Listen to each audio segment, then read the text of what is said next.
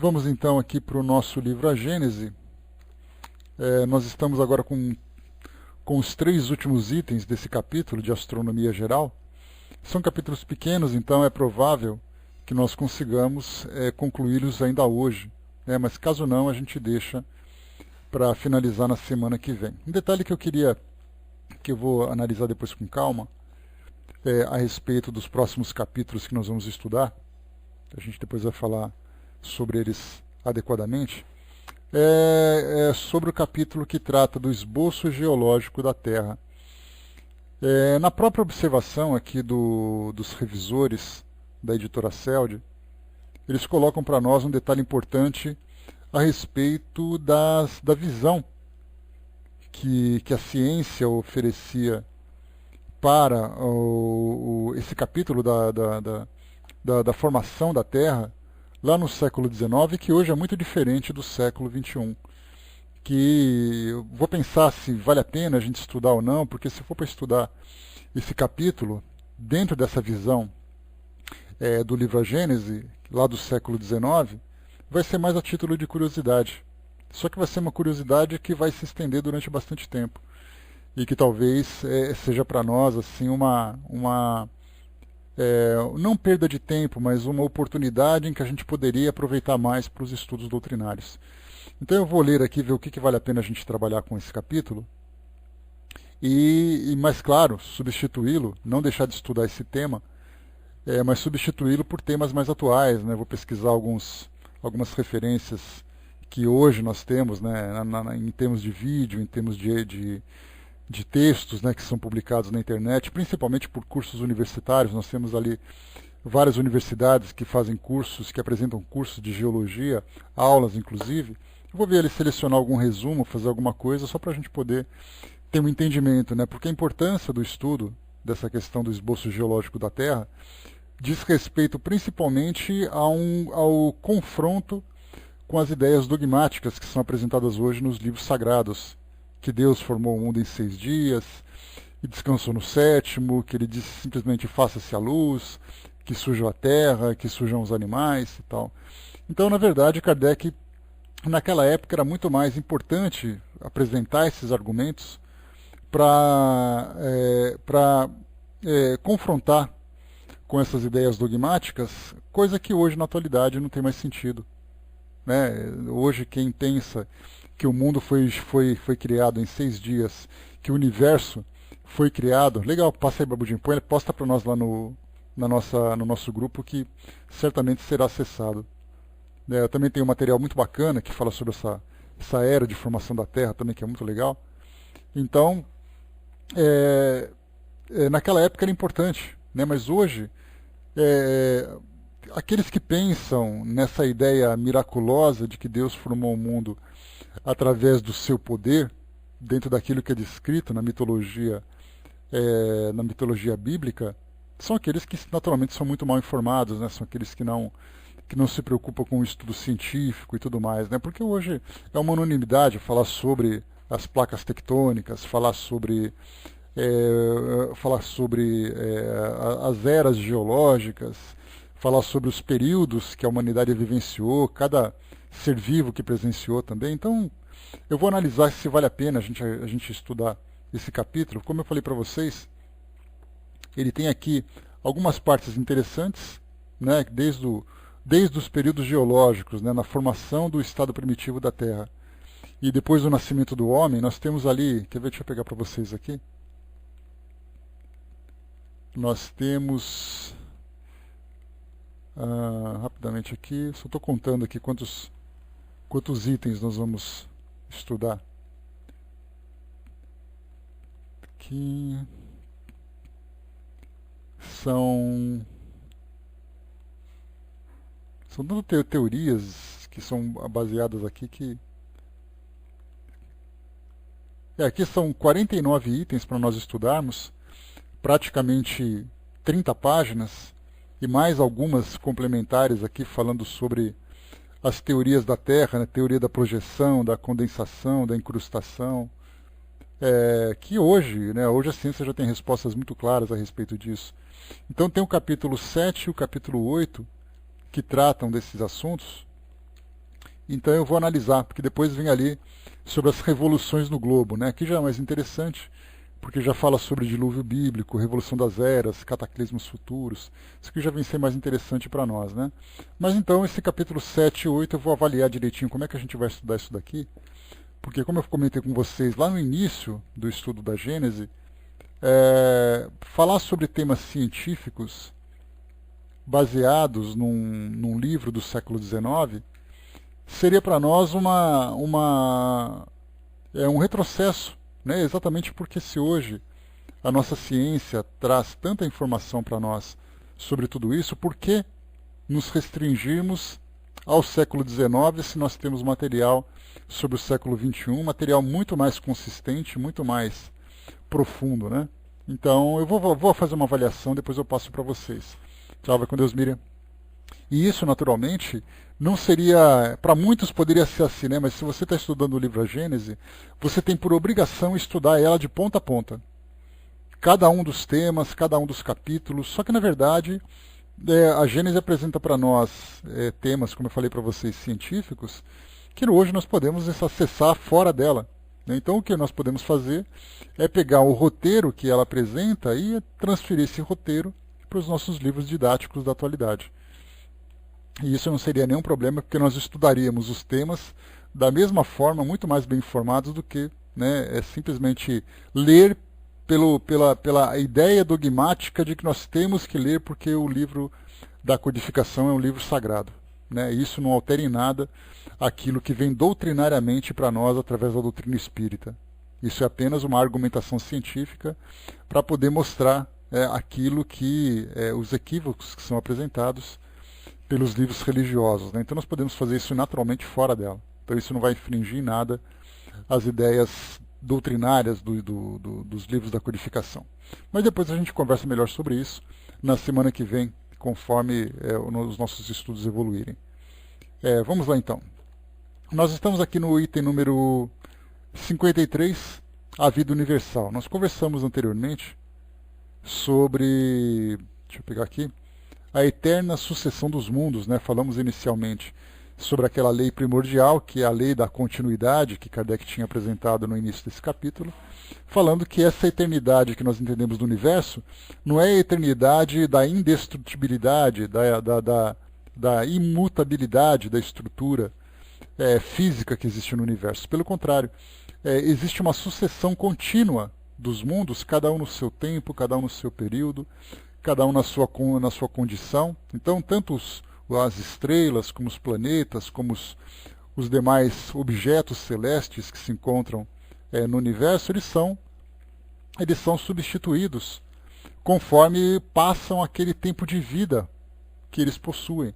Então, na natureza, nada se cria, né, nada se perde, tudo se transforma. Então, esse capítulo, Eterna Sucessão dos Mundos, reforça para nós, através da visão de Galileu, exatamente essa realidade. Então não existe eternidade em termos de imutabilidade. Existe uma eternidade em vista dos renascimentos contínuos, das transformações contínuas que ocorrem no universo. E aqui agora nós vamos entrar na parte daqueles que habitam o universo, né, que é a vida universal. Também é uma visão poética, né? Quando eu comecei a ler esse capítulo, há muito tempo quando eu li, eu lembro que eu tinha aquela expectativa, né? Será que nós teremos uma grande revelação a respeito da vida do universo? Na verdade, é mais uma argumentação de Galileu, falando exatamente sobre o cenário que nós temos à nossa disposição e que acaba sendo ocupado por vida, ou por um tipo de vida que nós ainda não compreendemos, né? Ou procuramos compreender. Então, mostra para nós que aquilo que naturalmente já conhecíamos, né? O próprio Carl Sagan, na década de 1980, ele mesmo já falava, né? O universo do tamanho que ele é, se somente a Terra fosse habitada, seria um grande desperdício. Então, naturalmente, é o desejo que o homem tem de encontrar seres em outros mundos para mostrar que ele não se encontra sozinho em todo o universo. Então, enquanto nós desejamos, a ciência naturalmente busca uma comprovação.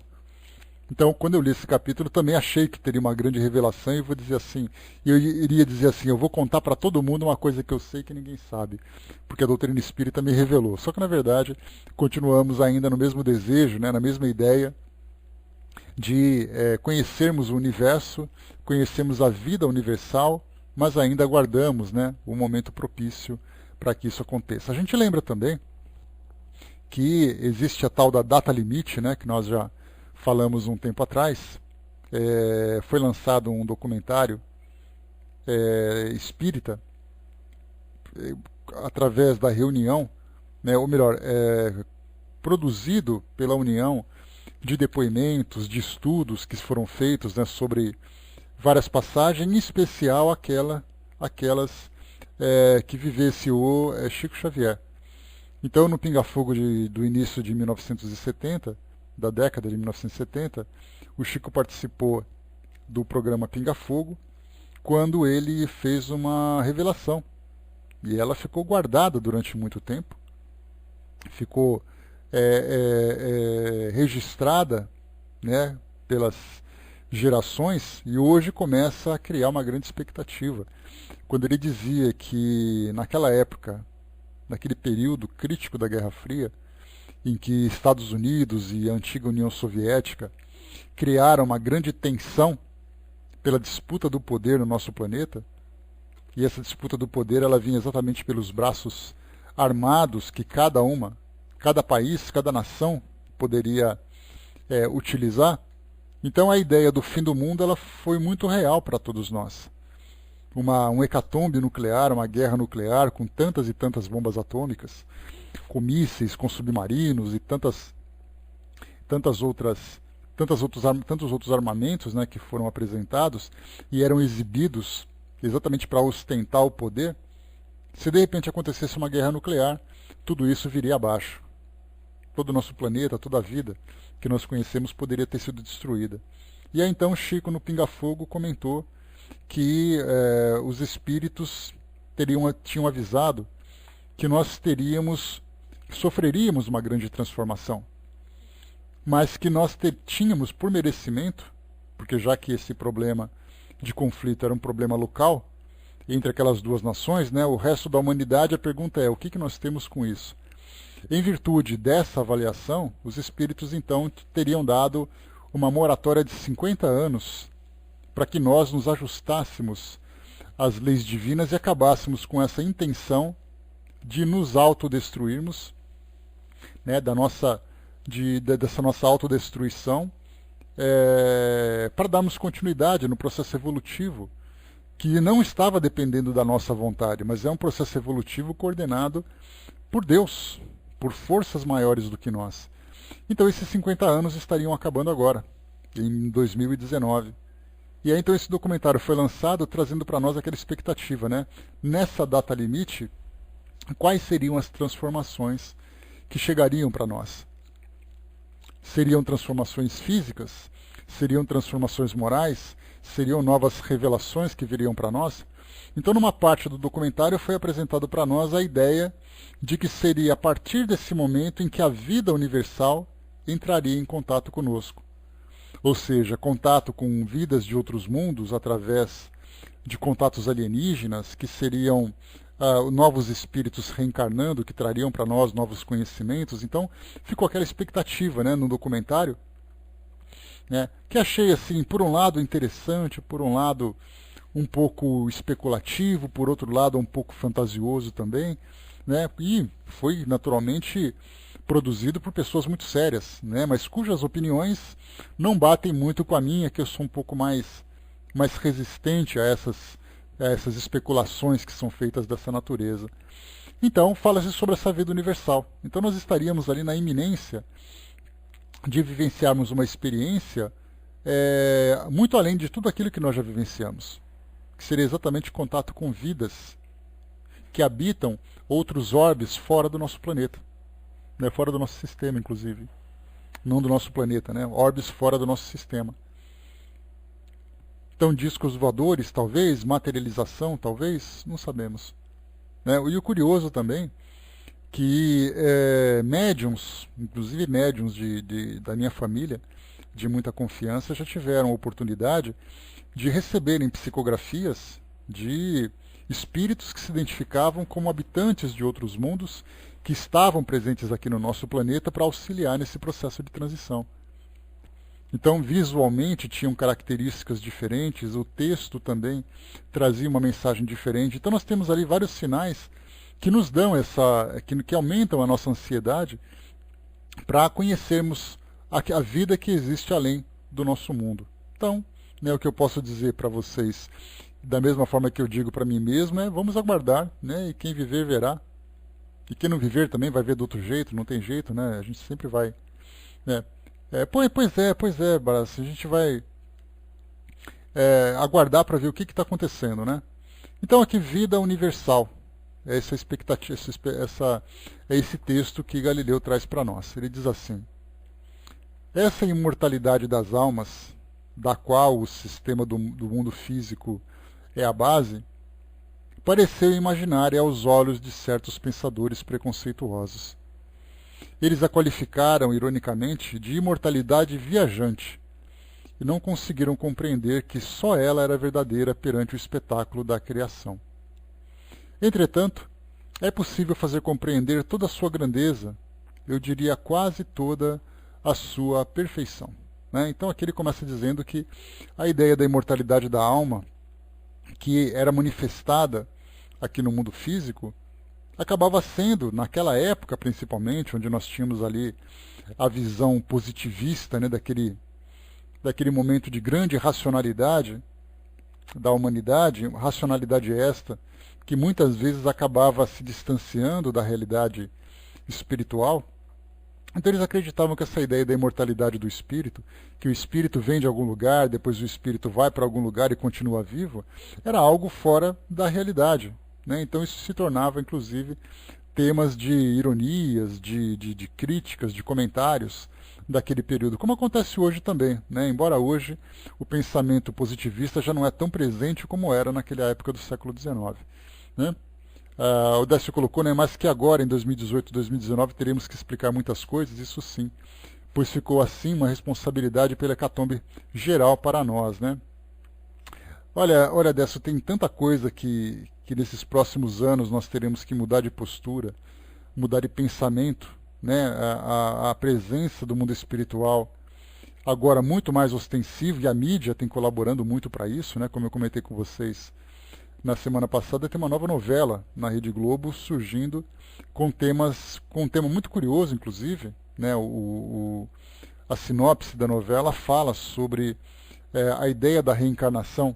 Então a gente vê que são vários temas que vêm sendo divulgados na mídia, tratando dessa questão da imortalidade do espírito.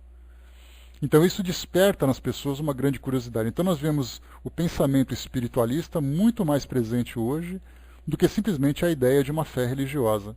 Depois nós temos também consequências das ações, das escolhas que nós fizemos, né, nesse período, né, não apenas com relação àquela quase destruição do nosso planeta, mas também questões do meio ambiente, que começam agora a exigir de nós uma mudança de postura. Né? Então nós estamos, felizmente, presenciando, felizmente ou infelizmente para muitos, né, mas felizmente presenciando, né, nós estamos nos tornando testemunhas de uma fase extremamente importante para o nosso planeta. E todo esse conhecimento que nós vamos absorvendo a partir dos estudos que a doutrina nos proporciona, mantém a nossa mente aberta, nos prepara emocionalmente, nos prepara também intelectualmente para analisarmos cada um desses fatores, cada um desses elementos que estão se desenrolando. Felizmente para nós que temos essa oportunidade. Né? Para aqueles que apenas se baseiam na fé, vão ter uma surpresa, porque a ciência também mostra para nós grandes mudanças. Para aqueles que se fecham apenas na ciência, o mundo espiritual também vai apresentar grandes mudanças. Então nós estamos ali não em cima do muro, mas nós estamos abraçando as duas causas e tirando aquilo que existe de melhor, existe de mais verdadeiro nas duas, através de um processo racional, um processo analítico muito consistente, que é o que a doutrina espírita nos proporciona. Né? Então vamos lá, para ver exatamente o que o futuro nos revela. Continuando aqui para nós. Que as obras de Deus sejam criadas para o pensamento e a inteligência, Que os mundos sejam a morada de seres que os contemplam e que descobrem sob seu véu o poder e a sabedoria daquele que os formou, é questão indiscutível para nós. Mas que as almas que os povoam sejam solidárias é o que importa saber. Então o que ele quis dizer é o seguinte, que para nós, a ideia de há muitas moradas na casa de meu pai, para nós espíritas isso é bastante tranquilo. Nós não temos grandes dificuldades de pensarmos nisso. De imaginarmos que não existe nenhum tipo de espaço vazio ou de espaço inútil no universo, ou que o universo nada mais é para nós do que um grande cenário para nossa satisfação e para nossa contemplação, nós já também mudamos esse pensamento. É uma ideia de que não existe nada de inútil no universo, que existe vida, que existe uma evolução dentro desse universo espiritual, que embora nós não conheçamos diretamente, nós já compreendemos e aceitamos a sua presença. Então, para nós isso é bastante tranquilo. Mas a pergunta é, se nós temos um mundo que é habitado a certa distância, qual a relação que existe entre o nosso mundo e esse mundo? Será que cada mundo vive a sua própria experiência, cada um vive a sua própria, evolução individualmente, ou existe uma solidariedade entre elas? Um livro recente que foi publicado, recente nesses últimos anos, né, que foi publicado, que é o livro Transição Planetária, psicografia do Divaldo Franco. Se eu não me engano, Manuel Filomeno de Miranda é o autor espiritual desse livro. Ele fala para nós, é um livro muito interessante, tá, assim, em termos de instrução para nós, que ele fala especificamente sobre aquele grande terremoto que houve, se eu não me engano, em 1991, eu confundo sempre Torres Gêmeas com o terremoto de Sumatra, então eu sempre troco. 2001, 2004, 2004, 2001, eu sempre inverto as coisas. 2004, Tiene, obrigado. Então, naquele evento, obrigado, Cinzinha, naquele evento, então na ilha de Sumatra em 2004, nós tivemos uma grande destruição. A destruição imediata e depois a destruição como efeito colateral, né, das doenças, dos ferimentos, da destruição que foi provocada. Então, analisando simplesmente materialmente tudo, foi algo que provocou em nós, no planeta todo, uma grande comoção, não tenhamos dúvida disso. Mais de 300 mil pessoas é um número significativo, né? Recentemente nós tivemos aquele terremoto no Nepal, no mês de março, que levou à desencarnação de mais de 8 mil pessoas, além dos efeitos colaterais. A gente sempre tem que lembrar que uma destruição ou uma turbulência dessa proporção, ela não provoca apenas aquele efeito naquele dia e no dia seguinte. É algo que vai se desenrolando muitas vezes durante meses. Foi o que aconteceu, por exemplo, na época das bombas nucleares de Hiroshima e Nagasaki, lá no final de 1945. Então todo mundo acha que a destruição aconteceu quando a bomba explodiu. Nós tivemos pessoas que vieram desencarnando e sofrendo muito durante décadas, durante 10, 20, 30 anos, em virtude de problemas com radiação ou mesmo de sofrimentos físicos que tiveram e tudo mais. Então o que nós vemos ali é que naquela época da ilha de Sumatra, então, muito mais do que aquelas 300 mil pessoas, nós tivemos também uma repercussão espiritual muito forte. E então nesse livro, Transição Planetária, Divaldo psicografou então essas orientações mostrando para nós o que aconteceu nos bastidores daquele evento, sobre os espíritos que desencarnaram, em que condições eles desencarnaram, quem são os espíritos que fazem parte desse processo, já que, segundo aquilo que os espíritos nos passam, essas grandes transformações dizem respeito à própria transformação moral que o nosso planeta está vivendo. Então, muitos espíritos desencarnando, passando por um processo de reflexão, de reavaliação, outros encarnando, espíritos também de outros mundos reencarnando entre nós para nos ajudar nesse processo de transformação, agregando novos conhecimentos, agregando novos valores. Então, nesse livro fala também sobre esses habitantes de outros mundos que estão aqui. Então, trazendo mais detalhes, esse livro ele acaba sendo julgado por muitos daqueles que que são espíritas, mas se fecham apenas nas obras da codificação, Kardec também falava sobre isso, embora não trouxesse tantos detalhes, apesar de que, se nós pegarmos, por exemplo, a vida no planeta Júpiter, que se encontra detalhadamente descrito lá na Revista Espírita, fala sobre o planeta Júpiter, sua constituição, seus habitantes e tudo mais. Então, como Kardec lembrava que ele trazia aquilo apenas a título de conhecimento, porque os espíritos revelaram, mas ele não podia fazer mais nada do que além disso, não podia ir além de outros espíritos que também falam sobre a vida em outros mundos para Kardec. A gente lembra, mais uma vez, lá na Revista Espírita, no livro O Céu e o Inferno, se não me engano, é a viúva Folon, lá na seção dos Espíritos Felizes, ela falava exatamente que ela, após essa encarnação, ela seria levada para um outro planeta, para um planeta mais evoluído, condizente com a sua condição. Então nós temos ali várias pitadas de informações, pitadas e muitas vezes grandes colheradas, de informações que falam sobre a possibilidade da vida em outros mundos.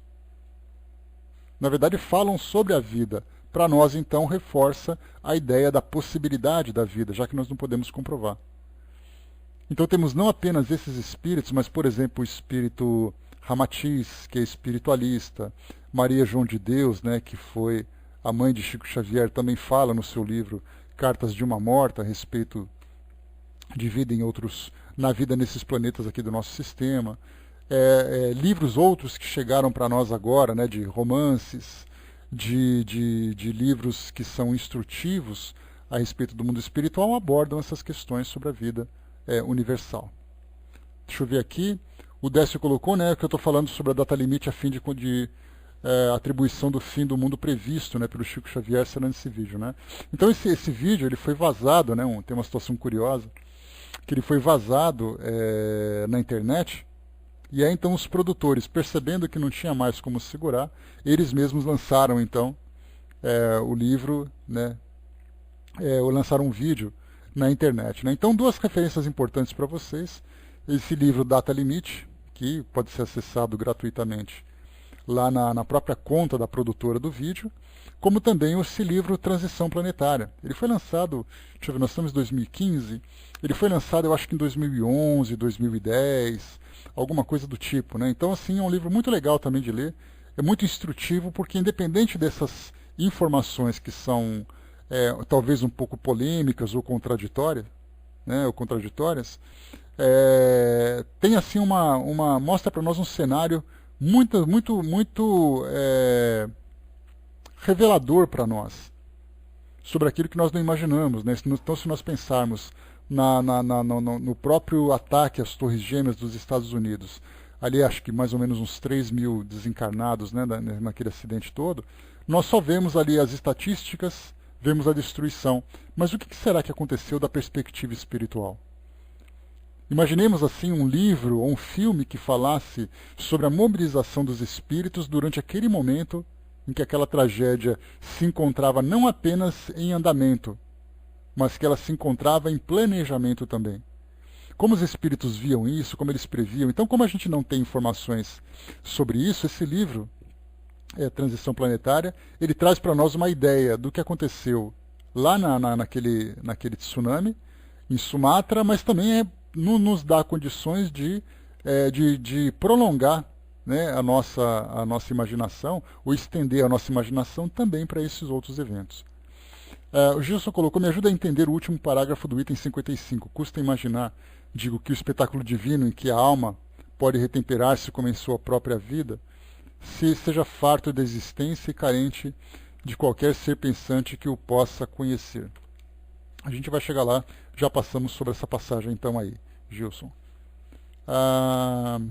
Pois é, Brasil, tem tanta coisa que a gente pode aprender sobre aquilo que acontece no nosso mundo, porque a impressão que nós temos inicialmente é de que um evento dessa proporção, ele pega todo mundo de surpresa. Então os espíritos estavam lá conversando, passeando pelas alamedas de nosso lar, ou então ali ajudando, né, num trabalho de passes numa casa espírita, de repente toca o celular de todo mundo e dizendo: aconteceu um terremoto e a gente não sabia. Ou então assim: olha, um avião bateu no prédio. como se todo mundo não fosse pego de surpresa. E na verdade não, na verdade nós temos ali os pensamentos que são energias que se permeiam pelo universo, e os espíritos que têm essa maior sensibilidade percebem esses pensamentos perturbadores. De que alguma coisa está acontecendo. Então imaginemos aquela ideia que nós temos do pensamento. Vai com Deus, Angelina. Não me ouve mais, vai com Deus assim mesmo. Então fique com a minha vibração, não com a minha voz. Então, como eu falei para vocês no estudo que nós tivemos num tempo atrás, imaginemos que o pensamento tivesse cheiro. Então, esses indivíduos que pensam sobre esse terrorismo que vem sendo planejado, imagina assim o odor que exala pelo universo, que os espíritos percebem, né? Ou mesmo no caso de um terremoto, os espíritos já, principalmente aqueles ligados à natureza, e aí a gente entra exatamente naquela passagem do Livro dos Espíritos que fala sobre os elementos da natureza. Quem seriam esses elementos? Quem seriam esses espíritos? Qual a função deles? Então, no momento em que nós temos ali placas entrando em grande tensão para poder provocar um terremoto, né, as placas tectônicas, certamente essas energias são sentidas por esses espíritos que repassam depois essas orientações, essas informações a toda a equipe espiritual responsável por isso tudo, né? Então nós vemos assim que a gente tem um conhecimento muito limitado, muito restrito ao nosso pequeno universo, sem nos darmos conta do que acontece nos bastidores, né? Então temos aí muita coisa legal para aprender sobre tudo isso. Mas vamos lá. Então existe essa solidariedade entre os mundos que nós conversávamos, né?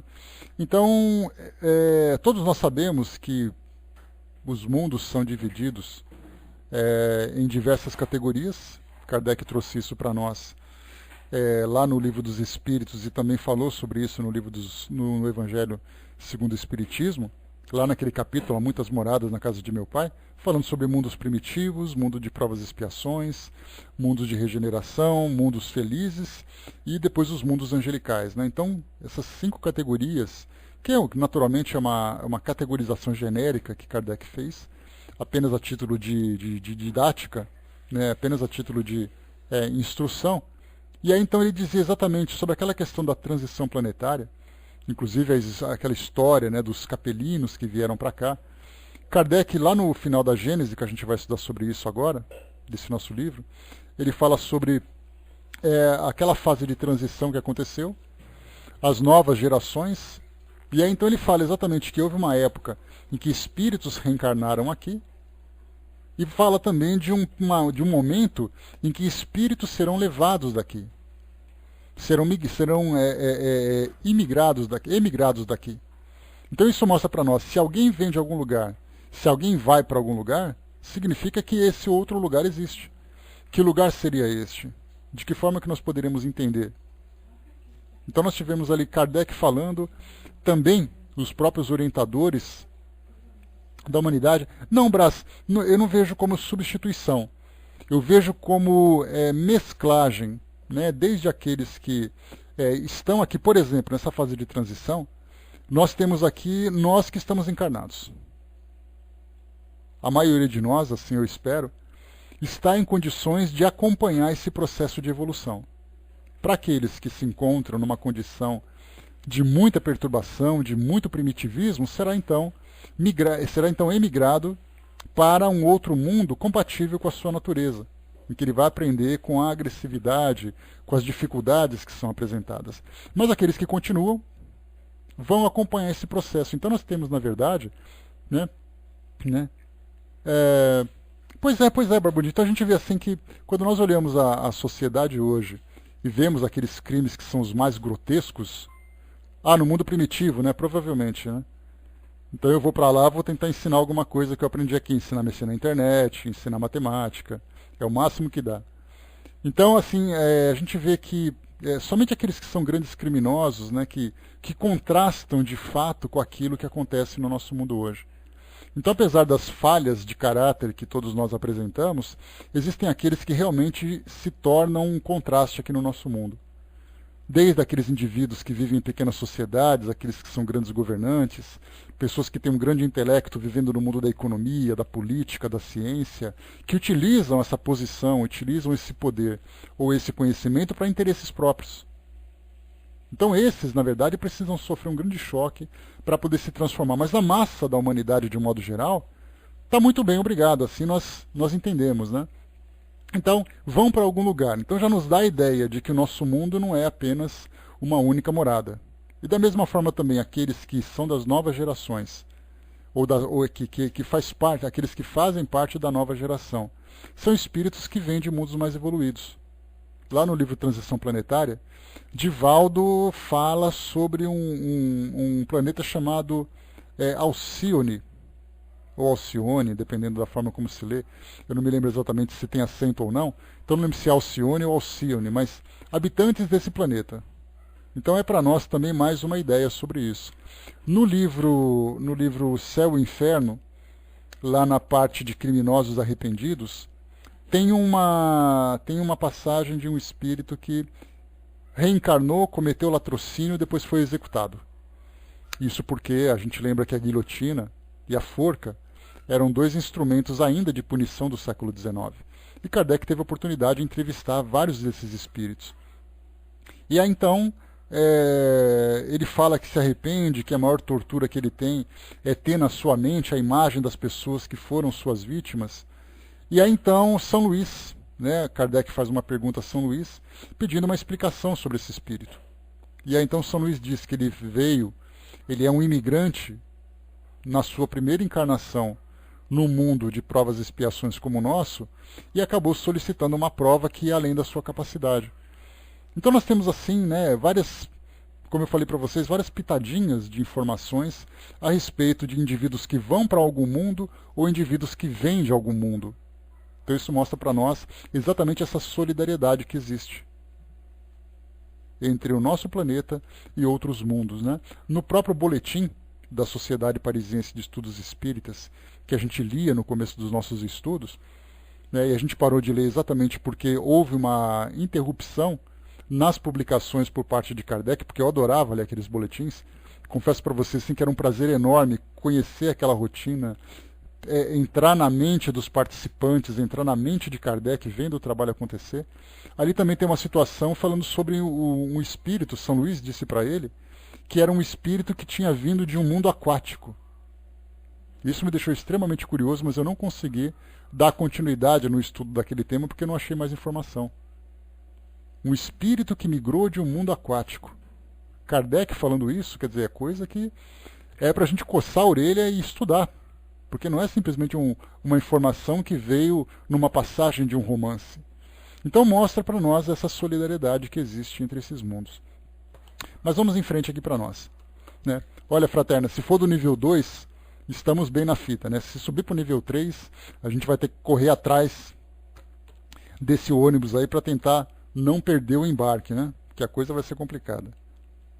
Então, como ele disse para nós, mas que as almas que os povoam sejam solidárias, isso é o que importa saber. Então vamos procurar saber. Item 55. Com efeito, a inteligência humana tem dificuldade para considerar esses globos radiosos que cintilam no espaço como simples massas de matéria inerte e sem vida. Né? Então a gente já percebe ali que para nós, ao olharmos para o espaço, é difícil imaginar que somente nós somos seres vivos no universo. Nós olhamos e ficamos nos perguntando, né, será que tal coisa? Será que não poderia ter? Né? E do século XX para cá, acabou se intensificando as informações a respeito dos OVNIs. Objetos voadores não identificados, né? A Tiene lembrando ali, né, livro Aglon e os Espíritos do Mar, né? Não sei quem é o autor, coloca para nós aí, Tiene, só para a gente ter uma ideia de quem é o autor. E se esse livro ele é de que filosofia, se é espírita ou se é espiritualista. Já é para nós uma de Ranieri, então é um livro espiritualista. Então também tem coisa interessante para se falar. Muito bem, então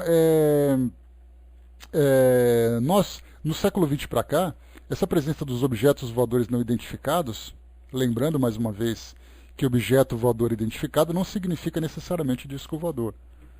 É simplesmente um objeto que voa no espaço e que a gente não sabe o que é. Por isso que ele é chamado de não identificado. Né? Mundos inferiores existem, eu posso atestar, fraterna. Então, esses objetos acabaram depois tendo relatos sobre contatos imediatos de primeiro grau. Primeiro grau são avistamentos, né? Depois nós temos o segundo grau, já é algo mais nítido. O terceiro grau, que é uma presença, você está frente a frente de um alienígena. E o quarto grau, que são as abduções. Então hoje nós temos essa graduação, que é feita pelos próprios estudiosos da ufologia, que falam sobre esses vários níveis de contato. Então temos avistamentos, depois temos registros, depois temos presença e depois temos os sequestros, né, ou as abduções. E inclusive, como eu falei para vocês no nosso último estudo, nós tivemos nesse final de semana em Porto Alegre um congresso sobre ufologia. E tem uma passagem interessante naquele artigo, eu publiquei lá no nosso grupo no Facebook, depois dei uma lidinha lá, que ele é bem interessante. Tem uma passagem interessante que quando eu li ali um dos palestrantes falando, eu vi ali praticamente aquilo que o Espiritismo aborda para nós. Ele falou assim, nós chegamos num ponto em que a maioria das pessoas esperam um contato alienígena. Mas uma outra parte já não está mais interessado no contato. Está interessado na mensagem que eles querem passar. E eu falei assim, olha que interessante, na doutrina espírita é a mesma coisa. A maioria quer presenciar o fenômeno. A outra parte, a parte menor, está preocupado não com o fenômeno, mas para entender quem são os espíritos e o que eles têm para dizer. Então esse tipo de tema, ao ser discutido num congresso, com muita seriedade, uma organização muito grande, então nós observamos o quê? Que nesse caso, a partir dessas últimas décadas, nós começamos então a perceber que, já não mais como Kardec, que são histórias contadas, né? Assim como temos histórias de fantasmas, certamente naquela época também se falava sobre gente que tinha visto alguma coisa. Na própria Bíblia tem isso, né? Lá no Antigo Testamento nós temos uma passagem que fala sobre um objeto que brilha, que tem uma grande roda no céu. Vocês vão perceber isso lá. Naquele livro, né? Como é o nome do livro? São os deuses astronautas, né? Acho que é esse o nome do livro, né? Me fugiu o nome do livro da obra. Coloca o nome do livro certo para mim, pessoal, por favor. Eram os deuses astronautas, isso. Então eram os deuses astronautas, né? Do Eric von alguma coisa. Também me fugiu o nome dele. Então, assim, esse livro mostra, ou esse documentário, para quem quiser, é fácil. Vocês acessam na internet, lá no YouTube. Däniken, isso, Däniken, né? O Eric von Däniken. Então, o von Braun acho que é outro, hein?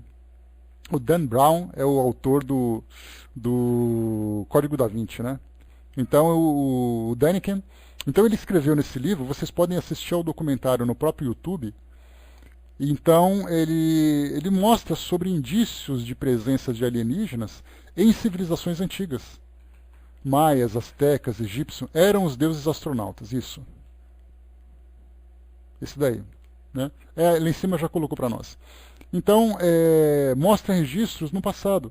Então, na verdade, eram só assim, histórias, alguém ouviu falar, ou um desenho que foi marcado, mas já do século XX para cá, nós começamos já a ter imagens, presenças, registros fotográficos, registros em vídeo, pessoas que relatam com muita seriedade, com muita veracidade, inclusive dentro do próprio meio espírita.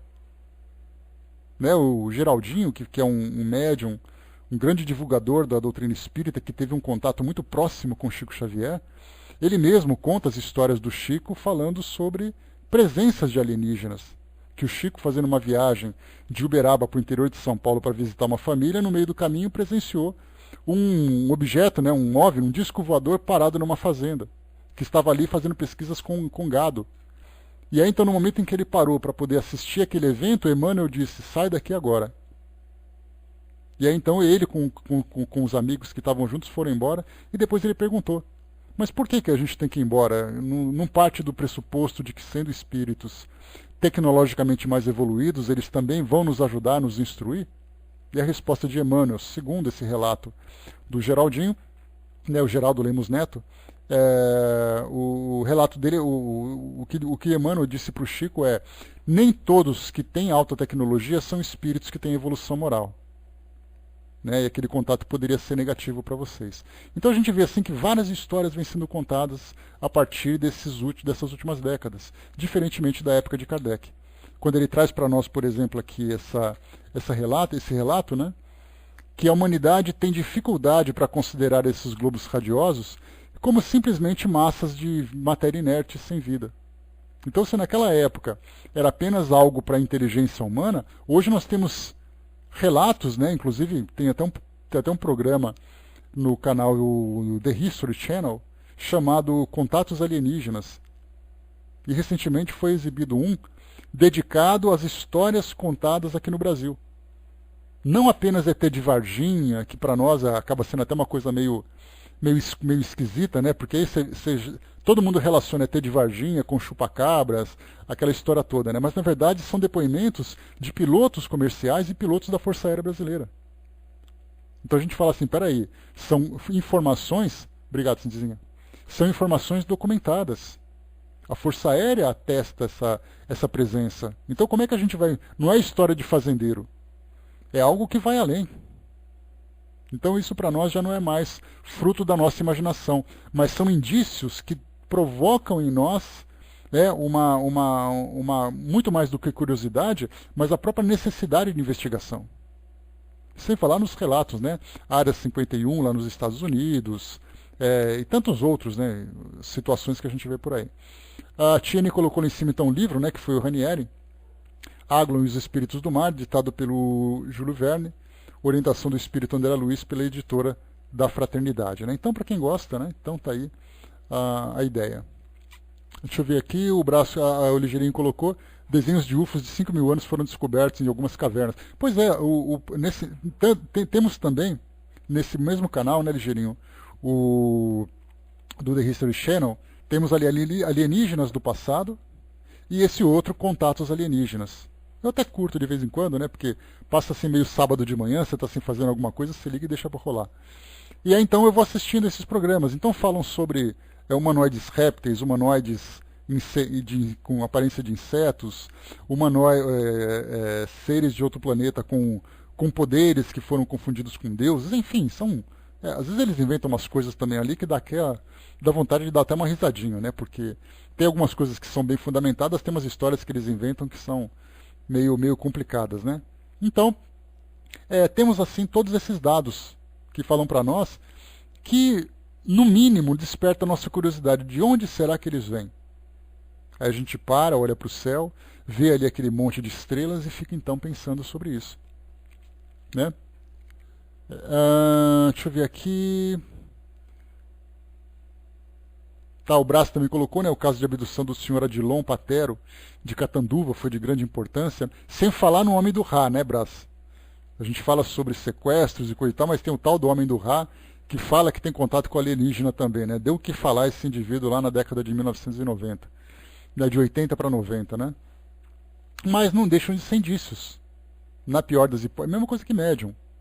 A gente fala de pessoas que tiveram contato ou tiveram experiências com alienígenas, da mesma forma que nós falamos de pessoas que tiveram contato com espíritos ou contam histórias engraçadas sobre espíritos. Thomas Green Norton, né, o nome dele? Thomas Green Norton, né? Então, assim, para nós o que vale é, se existe indício, por que não investigar? E aí, então, cada grupo busca o tema do seu interesse. Vamos lá.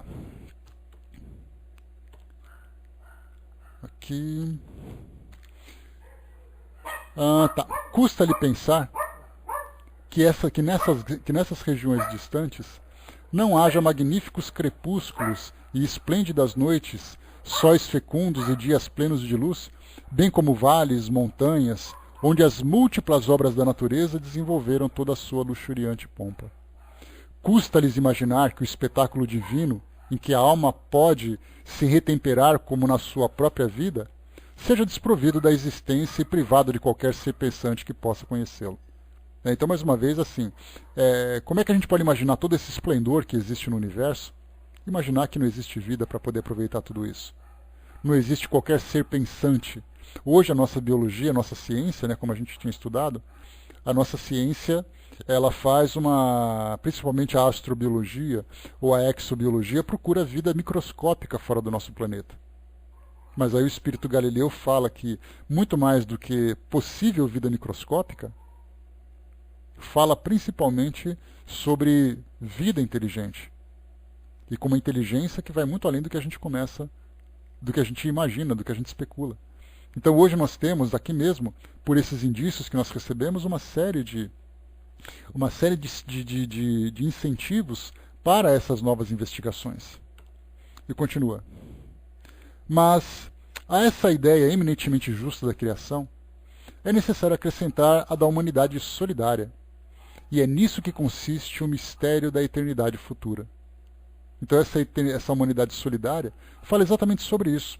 Dentro da visão religiosa, que nós temos hoje, dogmática em especial, relacionada principalmente ao mundo ocidental, então nós temos ali católicos, evangélicos, temos um segmento significativo de judeus também, pensam na ideia de que vai chegar o fim do mundo. Esse fim do mundo seria aquilo que foi previsto no Apocalipse, no livro das Revelações, e fala sobre o julgamento dos homens. E a partir desse julgamento, serão então escolhidos aqueles que viverão a eternidade, a felicidade eterna, ou o tormento eterno. Então, esse pensamento para nós ele é aceitos por negados por outros, mas muito mais do que isso a gente fica se perguntando se todas as almas que já passaram pelo nosso planeta desencarnaram nesses últimos milênios, elas estão durante esse tempo todo esperando o momento de ir para o céu, para o inferno? Está certo que muitas delas já são direcionadas, então a gente fica imaginando, por exemplo, Moisés, que viveu há aproximadamente 3.200 anos. A história de Moisés ela é estudada pela história tradicional, pela história humana, que fala sobre o povo hebreu. Então Moisés foi ali um administrador, foi ali um revelador. Ele viveu então há 2.200 anos, 2.300 anos, aliás, há 1.300 anos antes de Cristo. Então, somando com os 2.000 da nossa fase atual, depois de Cristo, nós temos ali 3.200, 3.300 anos. Já ali, inclusive, 3.800 anos. Mas, enfim, daquela época para cá, quantos espíritos estão esperando o juízo final? Mais do que isso, voltando, quando nós encontramos, então, aqueles seres da pré-história, os indivíduos que inventaram a roda, os sumérios que fizeram parte das primeiras da primeira grande civilização, os nômades que são estudados pela história natural, onde encontram esses espíritos? Como é que eles podem ser direcionados para o céu, para o inferno, se eles eram primitivos ainda? As crianças que desencarnaram naquela época, o que aconteceram com ela? Então a gente fica se pensando, se tudo acontecesse apenas aqui no nosso globo, nós teríamos um sério problema para entender essa dinâmica. Mas aí então, quando nós falamos sobre essa relação que existe entre os mundos, e mais do que isso, essa solidariedade que determina essa eternidade futura, que nós vamos evoluindo gradualmente, vamos vivendo em mundos de acordo com a nossa natureza, de acordo com a nossa evolução, se torna para nós aquilo que, como se fosse uma abertura de pensamento para, se não pudermos comprovar, pelo menos analisamos essas possibilidades. E não simplesmente ficamos restritos a um pequeno mundo que não comporta esse tipo de questionamento. Se nós pensarmos que tudo aconteceu aqui no nosso mundo e que tudo acontece dessa forma, várias perguntas que nós fazemos simplesmente devem ser ignoradas. Mas se nós abrirmos possibilidades, já começamos pelo menos, ainda que seja a título de especulação, já temos a possibilidade de irmos muito além das fronteiras do nosso mundo. Diz aqui o texto, uma mesma família humana foi criada na universalidade dos mundos e os laços de uma fraternidade ainda não apreciada de vossa parte foram dados a esses mundos. Então, quando se fala sobre uma mesma família humana, não fala sobre a mãe, filhos, mãe, pai e filhos. Fala sobre uma comunidade planetária, uma família planetária. Então ela foi criada, na verdade, na universalidade dos mundos. Cada um nascendo em mundos diferentes, em épocas diferentes, em condições diferentes. Mas aí estabeleceu-se então esse laço de fraternidade, que nós não compreendemos, como foi colocado aqui para nós, ainda não apreciada de vossa parte. Foram dados a esses mundos. Então, na verdade, cada planeta seria como se fossem escolas. Escolas que permitiriam que os espíritos fizessem, então, essa migração de um mundo para outro, para poder dar continuidade na sua evolução. Então você estuda numa escola chamada de pré-escola, depois você vai para uma escola fundamental, depois você vai para uma escola de nível médio, depois você vai para uma escola de nível superior. Então todos esses níveis que nós temos hoje na pedagogia humana, também podemos entender isso também no mundo espiritual. Várias escolas que vão permitindo que os alunos vão então, só que as escolas também evoluem, enquanto os outros mundos também são formados. Porque a partir do momento em que o nosso planeta deixar de existir, em virtude da expansão do nosso planeta, do nosso Sol, a pergunta é: o que serão dos seus habitantes? O que será dos seus habitantes? Eles vão simplesmente desaparecer? Ou eles continuarão sua evolução em outros orbes? Então já vemos que essas perguntas se tornam menos problemáticas a partir do momento em que nós temos mais ideias, mais informações para respondê-las, ainda que seja, mais uma vez, a título de especulação. Essa questão dos homens gigantes da Terra ainda é um tema bastante controverso, né, Brás? Nenhum meio de comunicação investigativo, de fato, trouxe para nós informações sobre isso. O que nós temos são estudos paralelos, veiculados na internet. A gente sabe que a internet é sempre problemática, Então, temos aí... Pois é, Brasil, além disso, ainda temos aquela nossa sonda que foi lançada agora no mês de fevereiro, se eu não me engano, que está ali, acordou de novo agora num cometa que passou por aqui e está fazendo análise pelo mundo afora. E vamos ver para onde ele vai e o que a gente vai saber mais para frente. Se esses astros que se harmonizam em seus vastos sistemas são habitados por inteligências, não o são de forma alguma por seres desconhecidos uns dos outros, mas por seres marcados na fronte pelo mesmo destino, que devem se encontrar momentaneamente, segundo suas funções de vida, e se reencontrar de acordo com suas múltiplas simpatias. Essa é uma pergunta interessante que a gente fica se perguntando. Por que todos nós estamos no mesmo planeta? Por que eu tinha que conhecer o Barbudinho, por exemplo? Por que eu tinha que conhecer o Décio, por exemplo? Por que nós tínhamos que conhecer nossas famílias?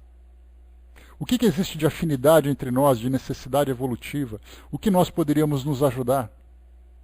De onde nós viemos? Será que todos nós fomos gerados no mesmo mundo? Ou saímos de mundos diferentes e os nossos caminhos se cruzaram nesse planeta? São perguntas curiosas para nós. Claro que nós não vamos conseguir nenhum tipo de resposta agora, pelo menos, mas sem dúvida nenhuma, desperta em nós essa curiosidade. Obsessor branco, Barbudinho. Obsessor branco não faz mal. E continua aqui para nós. É a grande família dos espíritos que povoam as terras celestes, é a grande irradiação do Espírito Divino que abrange a extensão dos céus e que permanece como o tipo primitivo e final da perfeição espiritual. Através de que estranha aberração se acreditou que se deveria negar às vastas regiões do espaço a imortalidade, quando a encerravam em um limite inadmissível e em uma dualidade absoluta? Primeira pergunta que é feita por Galileu. Por que nós achamos que o mundo não é habitado, que o universo não é habitado e somente nós somos? Por que nós tínhamos que acreditar nisso? Por que não abrimos a nossa mente imaginando a possibilidade, pelo menos, de algo além? O verdadeiro sistema do mundo deveria, então, preceder a verdadeira doutrina dogmática e a ciência preceder a teologia?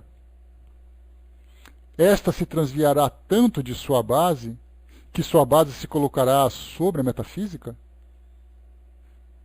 A resposta é fácil e nos mostra que a nova filosofia se estabelecerá triunfante sobre as ruínas da antiga, porque a sua base se terá erguido vitoriosa sobre os antigos erros. Então, na verdade, ele faz um questionamento sobre o pensamento científico que nós temos, que a ciência, tendo uma visão materialista, restringiu a vida apenas a essas ideias materialistas.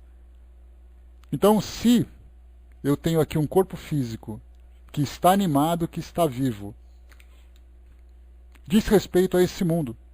A partir do momento em que esse corpo físico deixa de existir, significa também que a inteligência se dissipa. Ela não vem de nenhum lugar e não vai para nenhum lugar. Então a ciência, na verdade, ela tem essa obsessão porque a sua própria base diz que tudo deve ser feito de uma forma racional. Mas, felizmente, nós temos o pensamento científico modificando-se. Claro que, diante das evidências, não há possibilidade de você simplesmente se fechar dentro daquele pensamento. Então já começa a levantar essas questões. De onde será que veio, de onde será que para onde vai? Da mesma forma que quando nós estudamos sobre, nesse capítulo da astronomia geral, sobre a origem da vida, que hoje os astrônomos, os cientistas levantam a possibilidade, como nós conversamos até essa semana, a possibilidade da vida ter vindo de carona em corpos celestes que chegaram aqui, em meteoros, meteoritos, cometas e tudo mais, que trouxeram, num estado, vamos dizer assim, de hibernação, muitos seres microscópicos, bactérias, dentre outros. Então levanta-se essa possibilidade. Nós temos também um outro segmento da ciência se perguntando se a consciência é uma consequência do corpo físico ou a consciência é um elemento à parte do corpo físico. Então, só o fato de deixarmos aberta essa discussão já é um progresso para a ciência, que não se fecha exclusivamente naquele pensamento positivista. O positivismo é, eu só acredito se eu conseguir comprovar. Então, se por acaso eu disser que a vida começou numa condição de geração espontânea, quer dizer, ela simplesmente surgiu. E aí então começam a fazer análise.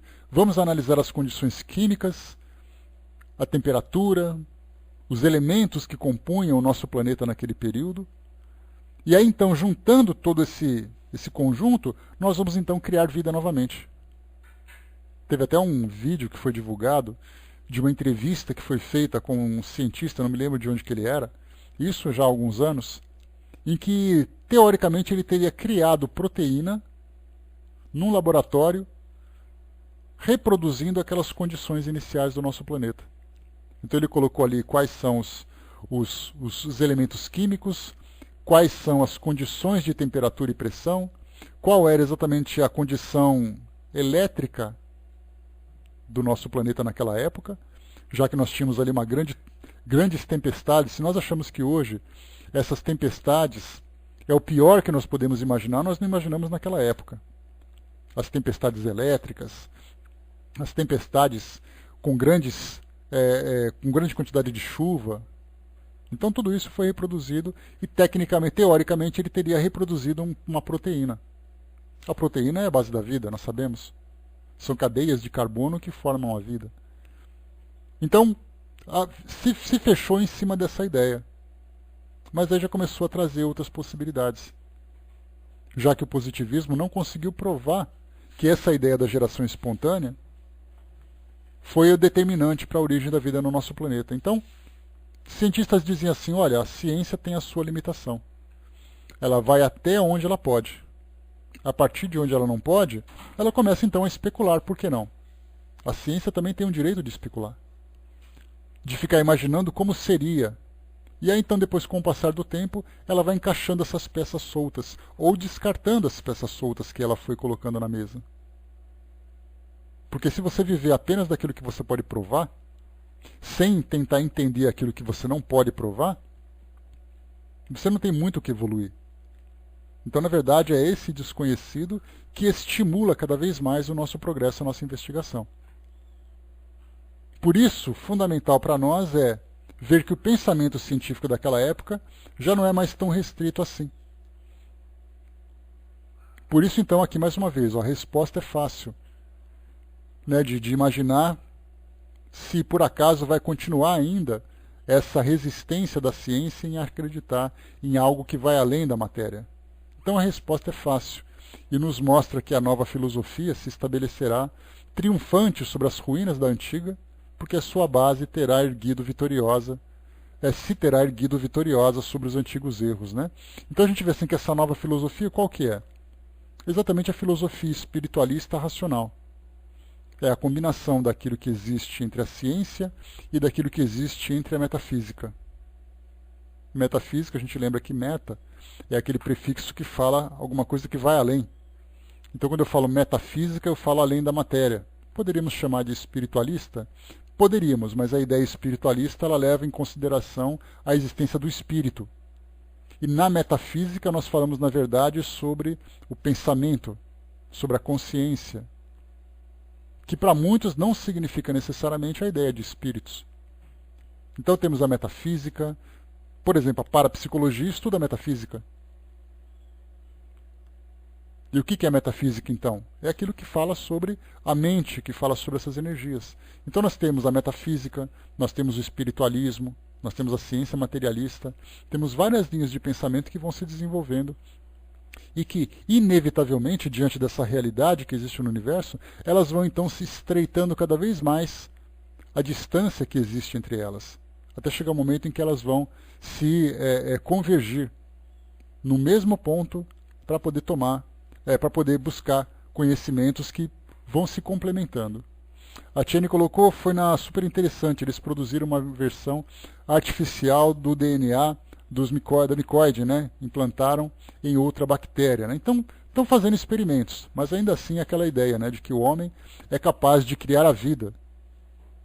E aí vai também aquele debate, né? Primeiro que, aliás, um debate na sociedade, um debate teológico, um debate científico, até onde a ciência pode avançar para criar a vida.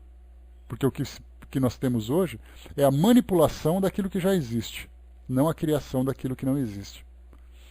Cientistas americanos inauguram a era da biologia sintética, em que bactérias projetadas em computador resolverão ou criarão os maiores problemas da humanidade. Né? E o bom dessa história, Tiene, é que a gente começa a lembrar também aqueles filmes apocalípticos.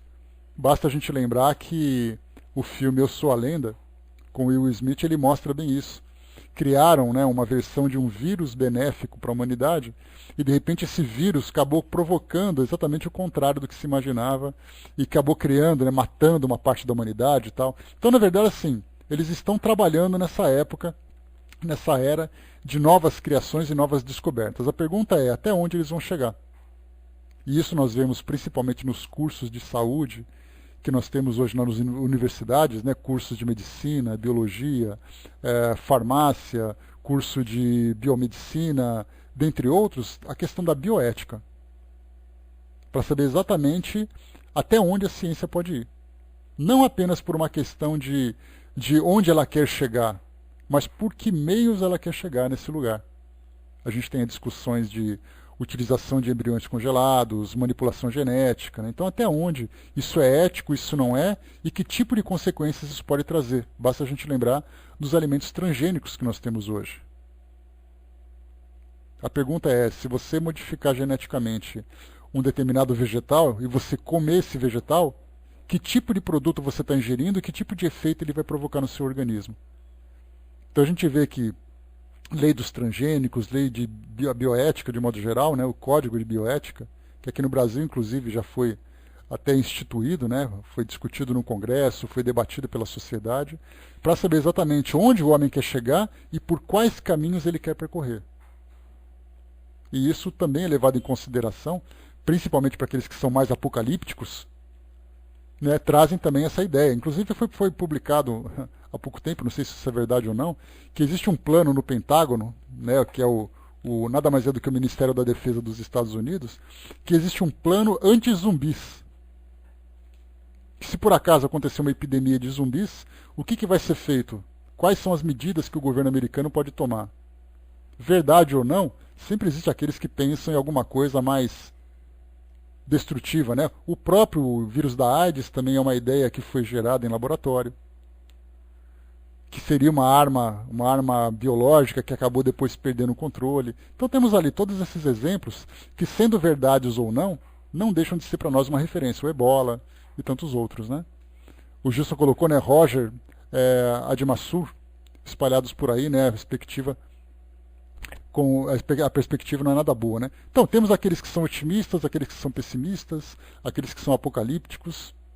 Então são as experiências que a ciência vai fazendo para tentar descobrir exatamente até onde ela pode ir e até mesmo encontrar a origem da vida. O bóson de Higgs, lá no nosso acelerador de partículas, lá na Europa, também é a mesma coisa. O próprio filme, o Sequência do Código da Vinci, qual a sequência do Código da Vinci? Anjos e Demônios. Então, o filme Anjos e Demônios traz exatamente essa ideia de que um grupo terrorista dentro da igreja roubaria aquela partícula que foi criada para criar um grande buraco negro para poder destruir. Destruir ali a igreja, ou quem sabe destruir o Vaticano, ou destruir o planeta. Então também dentro da física também tem esse problema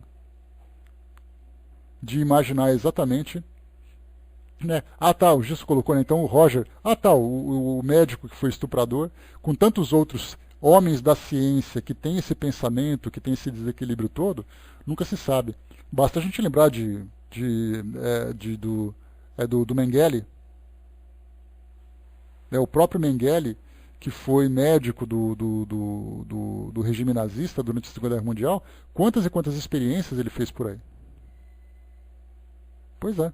O próprio Tesla também, né, Brás? Também foi perseguido na sua época, diziam que ele queria destruir o mundo. Não que ele tinha segredo, mas diziam que ele queria de fato destruir o mundo, né? Mas enfim, temos aí histórias e mais histórias para contar sobre essa questão da ciência. Mas vamos lá, fechando por aqui então o nosso estudo de hoje, né? Eu achei que a gente fosse terminar, mas acabou ficando mais um pouco. O próximo tema que a gente vai estudar vai ser o número 58, a ciência. Vai falar um pouquinho só sobre a visão da ciência e depois a gente fecha sobre as considerações